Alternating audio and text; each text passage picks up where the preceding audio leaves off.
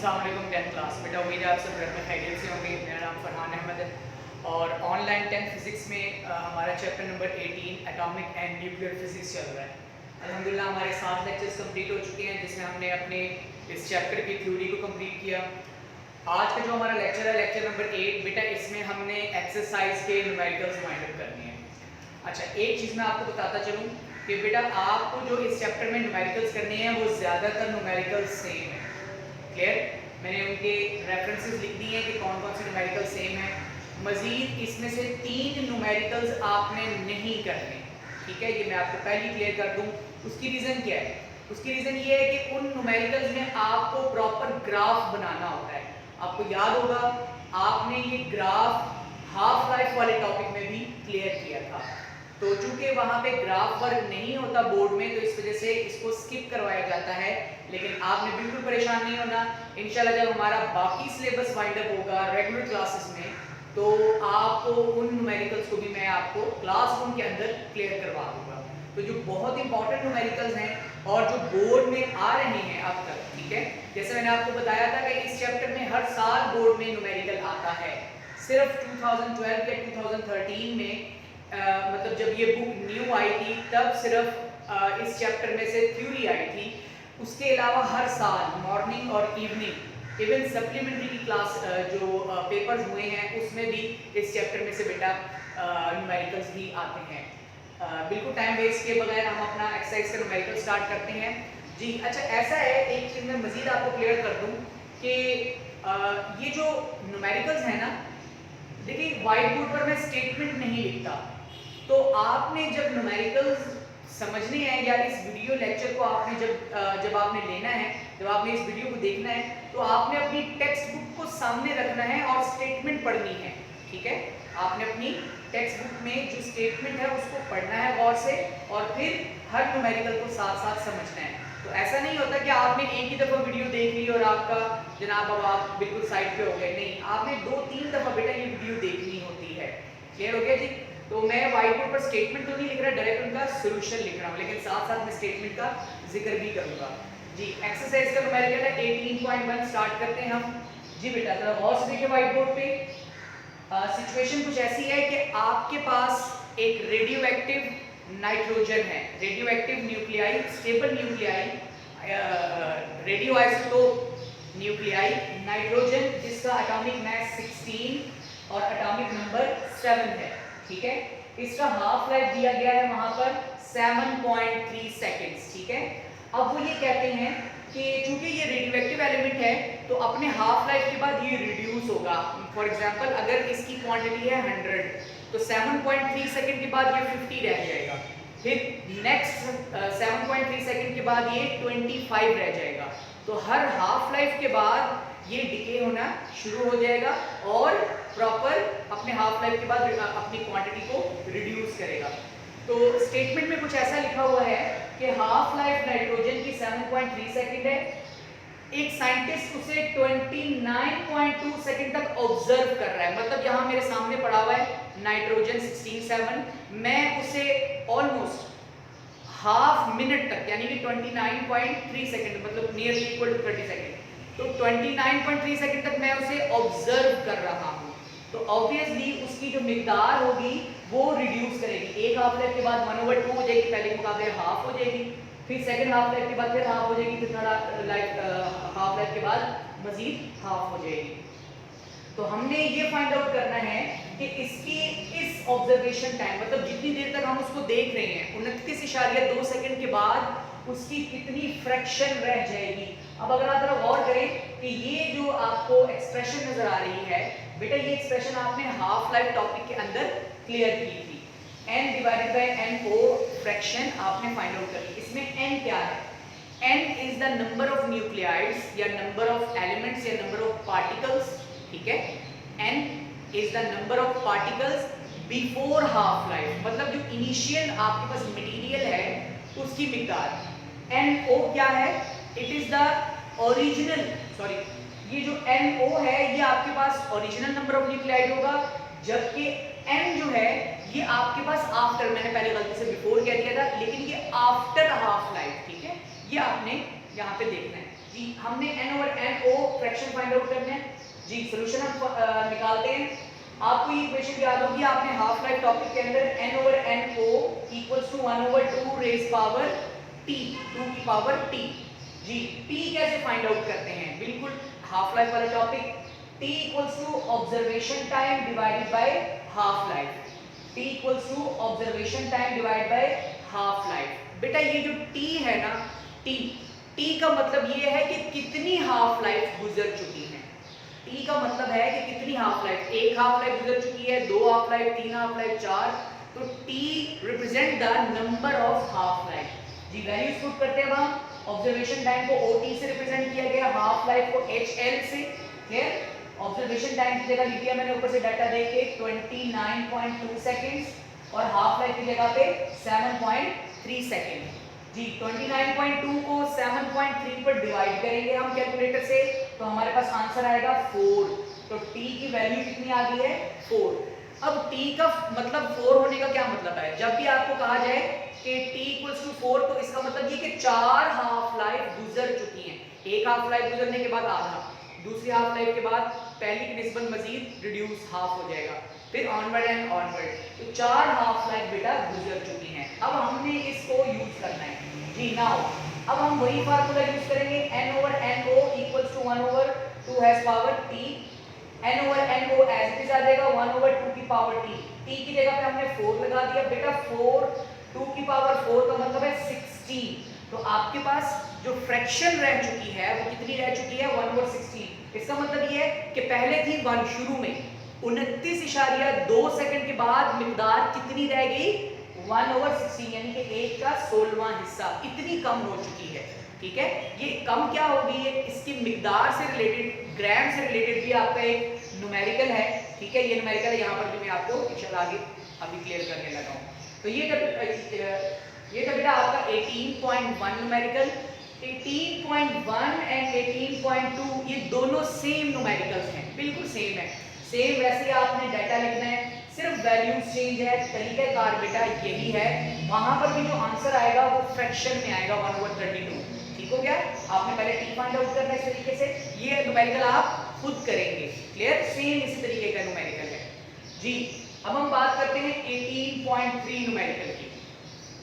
18.3 numerical में क्या बात हो रही है, देखिए ये न्यूमेरिकल बिल्कुल इससे ऑपोजिट है। अब यहाँ जरा सिचुएशन और है, यहाँ ये बात हो रही है कि आपके पास कार्बन 14 रेडियोआइसोटोप कार्बन जिसकी हाफ लाइफ है 5730 इयर्स, 5730 साल इसकी हाफ लाइफ है।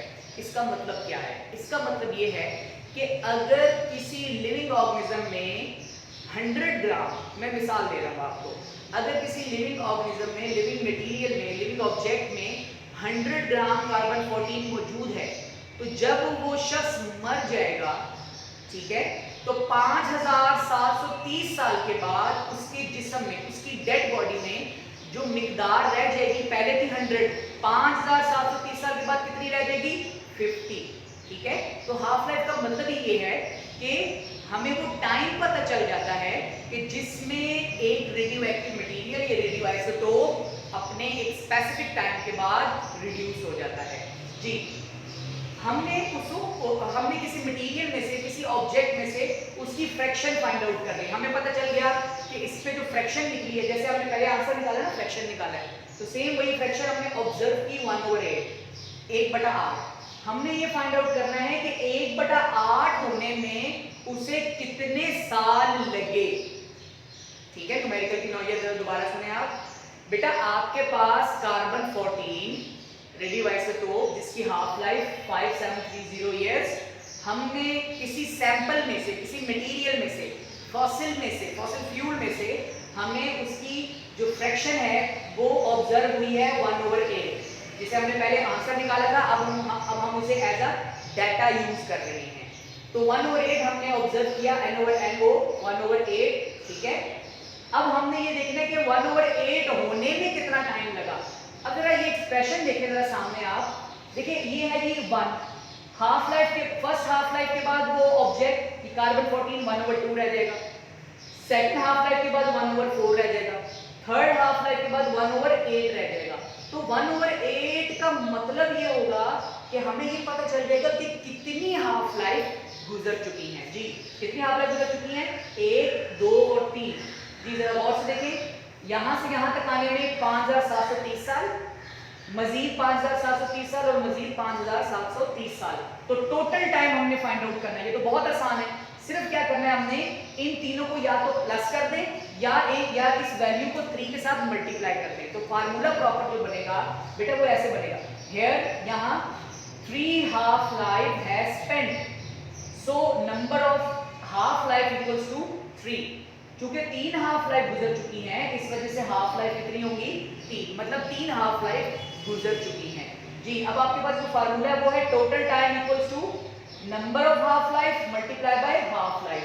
नंबर ऑफ हाफ लाइफ क्या था, 3 और हाफ लाइफ 5730, दोनों को बेटा मल्टीप्लाई करेंगे कैलकुलेटर से आप, 17190 ईयर्स। इसका मतलब ये हुआ कि यहां से यहां तक पहुंचने में उस कार्बन 14 को कितने साल लग चुके, 17,190 साल। ठीक है, समझ आ गई आपको, 17,190 साल लग चुके हैं।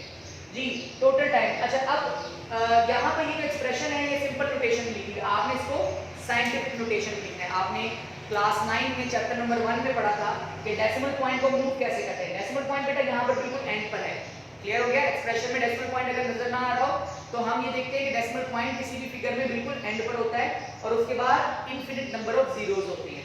तो डेसिमल पॉइंट को फर्स्ट नॉन जीरो डिजिट के बाद लेके आना है। जी गौर से देखें, 1 2 3 4। तो चूंकि डेसिमल पॉइंट लेफ्ट साइड पर जा रहा है, इस वजह से पावर पॉजिटिव होगी। तो आपके पास आंसर बनेगा 1.72 मल्टीप्लाई 10 की पावर 4 इयर्स।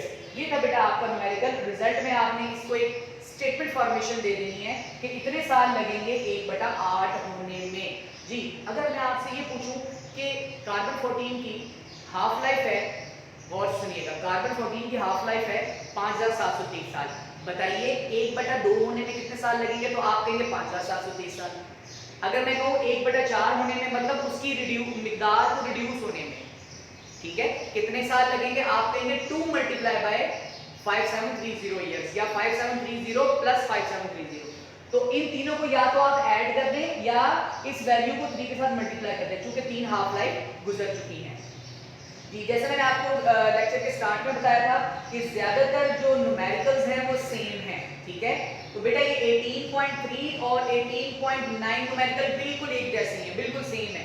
एग्जैक्ट यही न्यूमेरिकल आप दोबारा करेंगे तो वो 18.9 बन जाएगा।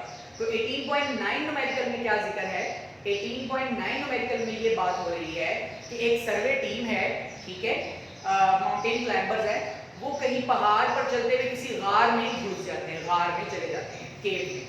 वहां उन्होंने लकड़ी की एक राख देखी, ठीक है, लकड़ी कुछ अर्सा पहले जलाई हुई थी, तो उसकी राख होने मिली। उस राख को उन्होंने एशेस को उन्होंने ऑब्जर्व किया, तो उस ऑब्जर्वेशन से उन्हें पता चला कि फ्रैक्शन 1/8 रह गई है वहां पे। तो सेम यही न्यूमेरिकल दोबारा आप करेंगे तो बेटा वो आपका 18.9 न्यूमेरिकल भी क्लियर हो जाएगा, सेम ऐसे ही होगा। सिर्फ 18.9 न्यूमेरिकल में फर्क ये है कि आपने यहाँ लाके आंसर छोड़ देना है, आपने पावर में नहीं लिखना। अगर आप लिख भी लेंगे तो भी ठीक है, नहीं लिखेंगे तो भी ठीक है, क्लियर हो गया जी।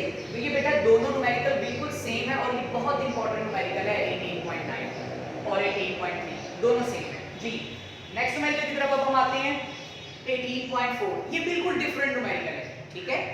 अच्छा अब 18.4 न्यूमेरिकल में क्या बात हो रही है, एक आपके पास रेडियोएक्टिव मटेरियल है टेक्नीटियम, ये मुख्तलिफ किस्म के डिजीजेस और मेडिकल यूज में आता है, ठीक है। डिजीजेस में इसको इस्तेमाल किया जाता है, एज ए ट्रेसर भी यूज होता है, और इसके अलावा जो क्यूरमेंट के लिए भी हम इसको इस्तेमाल करते हैं। तो इसकी हाफ लाइफ दी गई है 6 आवर्स, 6 घंटा। हर 6 घंटे के बाद इसकी मिकदार आधी हो जाती है। अगर यहाँ पे मेरे पास 100 ग्राम टेक्नीटियम पड़ा हुआ हो तो 6 घंटे के बाद वो 50 ग्राम रह जाएगा, अगले 6 घंटे के बाद वो 25 ग्राम रह जाएगा, ठीक हो गया। तो ये प्रोसेस कहलाता है हाफ लाइफ प्रोसेस जी। अच्छा अब इसकी जो ओरिजिनल मिकदार मौजूद है ना, NO original number of nucleotides, वो है 200 मिलीग्राम। अब ये वो न्यूमेरिकल है जिसमें आपको चीजें समझ आएंगी।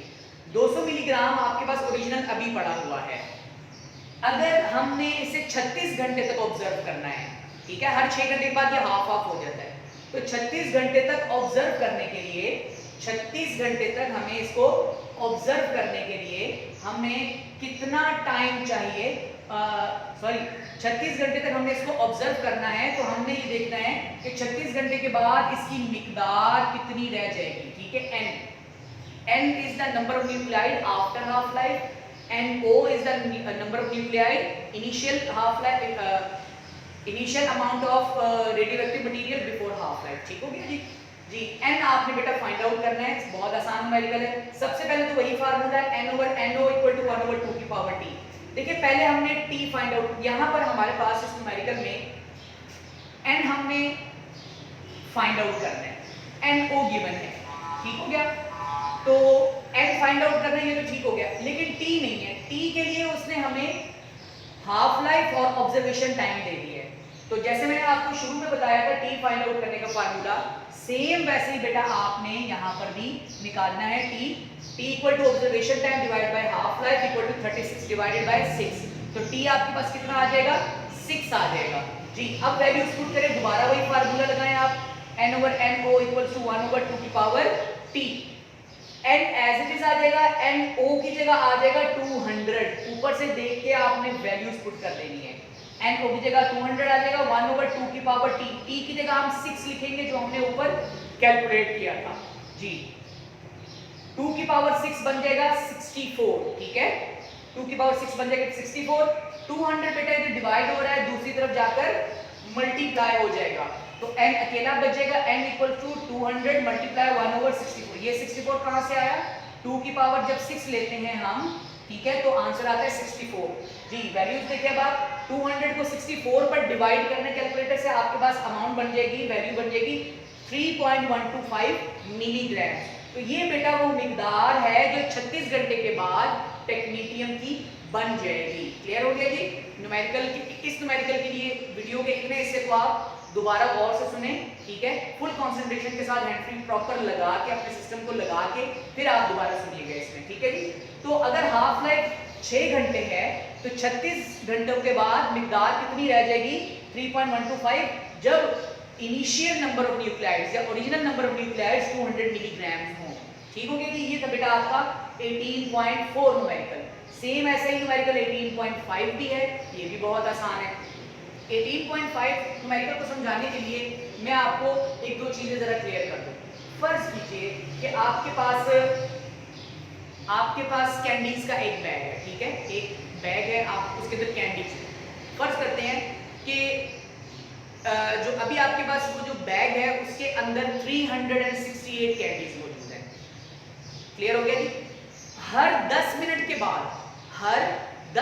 बाद वो 368 हाफ हो जाता है, मतलब 10 मिनट के बाद 368 का हाफ हो जाएगा 184।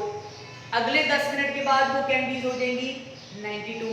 अब वो कैसे होंगी, ऑब्वियसली या तो आप खा लेंगे या आप डिस्ट्रीब्यूट कर देंगे, ठीक है। हर 10 मिनट के बाद आप हाफ डिस्ट्रीब्यूट करेंगे। तो बात ये हो रही है यहाँ पे कि अगर कैंडीज की मिकदार शुरू में 368 हो और हर 10 मिनट के बाद वो हाफ हो जाता है, तो बताएं 23 कैंडीज होने में कितना टाइम लग जाएगा। तो सेम यहाँ पर भी न्यूमेरिकल को अगर आप गौर से देखें, एक रेडियो एक्टिव मटेरियल है, उसकी हाफ लाइफ है 10 मिनट। इनिशियल काउंट रेट का मतलब ये कि नंबर ऑफ न्यूक्लियाइड जो है ना वो आपके पास है 368 शुरू में। हर हाफ लाइफ के बाद 368 आधा रह जाएगा, अगले हाफ लाइफ के बाद उस मिकदार का मजीद हाफ हो जाएगा। जैसे कि अगर आप व्हाइट बोर्ड पे देखें, ये एक्सप्रेशन मैंने दिया हुआ है। तो फाइनल काउंट रेट कितना है, 23 CPM। CPM stands for count per minute, counts per minute जी। Total time to reach the final count rate जी 23 होने में कितना टाइम लगेगा, जरा गौर से देखिए। सबसे पहले जैसे मैंने आपको यहाँ पर ये फ्रैक्शनल फॉर्मेशन दी थी, सेम उसी तरीके से अब हमने काउंट रेट की सूरत में यहाँ पर ये एक्सप्रेशन बनाई है। 368 फर्स्ट हाफ लाइफ के बाद 184 रह जाएगा, हाफ हो जाएगा। 368 का हाफ 184 होता है, 368 का हाफ 184 होता है जी। सेकंड हाफ लाइफ के बाद 92 रह जाएगा, 92 is the half of 184। Third half life के बाद 46 हो जाएगा, फोर्थ हाफ लाइफ के बाद 23 हो जाएगा। तो हमने यहाँ तक पहुँचना था, ये इनिशियल काउंट रेट, ये फाइनल काउंट रेट। तो बेटा टोटल कितना टाइम लग जाएगा, बहुत आसान है, आपको तो इस एक्सप्रेशन में ही समझ आ जाएगी कि 40 मिनट लगने हैं।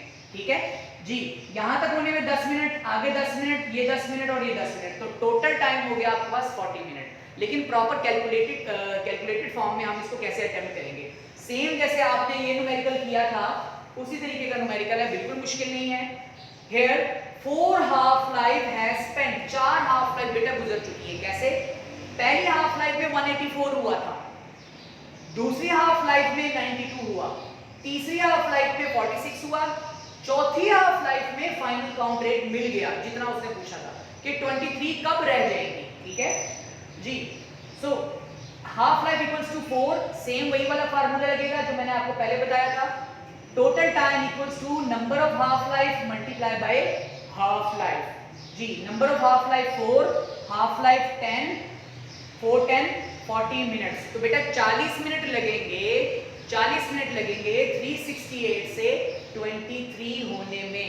मतलब जो रेडियो एक्टिव मटीरियल है आपके पास, अगर वो 10 मिनट का हाफ लाइफ रखता है तो 368 से 23 रह जाने में 40 मिनट लगेंगे। क्लियर हो गया जी? जी, रिजल्ट एंड कंक्लूजन देख लें। 40 minutes are required to reduce the nuclei from 368 CPM to 23 CPM. 368 CPM से 23 सीपीएम होने के लिए रेडियोएक्टिव न्यूक्लियाई को 40 मिनट दरकार हैं। ये था बेटा आपका चैप्टर, अल्हम्दुलिल्लाह हमारा चैप्टर कंप्लीट हो चुका है। ठीक है, 8 लेक्चर्स के ऊपर मजीद जैसे मैंने आप लोगों को बताया था कि कुछ चीज़ें ऐसी हैं जो कि आपकी टेक्स्ट बुक में कुछ बॉक्सेस में लिखी हुई हैं। ठीक है, खासतौर पर हाफ लाइफ से ऊपर वाला जो आपका एक छोटा सा बॉक्स बना हुआ है उसको भी गौर से देखिएगा। ठीक है, कुछ कांस्टेंट वैल्यूज हैं, कैरेक्टरिस्टिक्स ऑफ रेडिएशन है, फीचर्स ऑफ रेडिएशन, उनके अंदर मुख्तलिफ किस्म की उनकी पेनिट्रेटिंग एबिलिटी लिखी हुई है कि जो अल्फा रेडिएशन है वो कितनी थिकनेस हर्डल में से, रुकावट में से गुजर सकती है, बैरियर में से गुजर सकती है। बीटा रेडिएशन की पेनिट्रेटिंग के लिए कितनी रुकावट हो, जबकि गामा रेडिएशन जो है ना वो सबसे ज्यादा पेनिट्रेटिंग एबिलिटी रखती है। तो ये मुख्तलिफ किस्म की कांस्टेंट वैल्यूज और बहुत ही इंटरेस्टिंग फैक्ट्स लिखे हुए हैं। अपने इन लेक्चर्स को, इन 8 लेक्चर्स को बेटा आपने 8 लेक्चर नहीं समझना, आपने इसको 8-64 लेक्चर समझना है। ठीक है, आपने बार बार इन लेक्चर्स को लेना है, बार बार इन लेक्चर्स को आपने क्लियर करना है। वीडियोस आपके अपलोडेड फॉर्मेशन में होती हैं, असाइनमेंट्स आपके पास मौजूद होती हैं, असाइनमेंट बनाने के लिए डाटा आपके सामने व्हाइट बोर्ड होता है, वीडियोस होती हैं। तो बेटा ये है कि आपका पूरा का पूरा कॉन्सेप्ट। और बोर्ड में जो ज़्यादातर न्यूमेरिकल आ रहा है वो या तो 18.3 आता है या 18.9 आता है, लेकिन इसके अलावा बाकी न्यूमेरिकल्स भी ऑलमोस्ट एक दफ़ा हो चुके हैं। ठीक है, जो 18.2 न्यूमेरिकल है उसमें भी सेम कोबाल्ट 60 का जिक्र हुआ है और सेम ऐसे ही सॉल्यूशन आएगा, इसी तरीके का एक फ्रैक्शन निकलेगी। Thank you very much.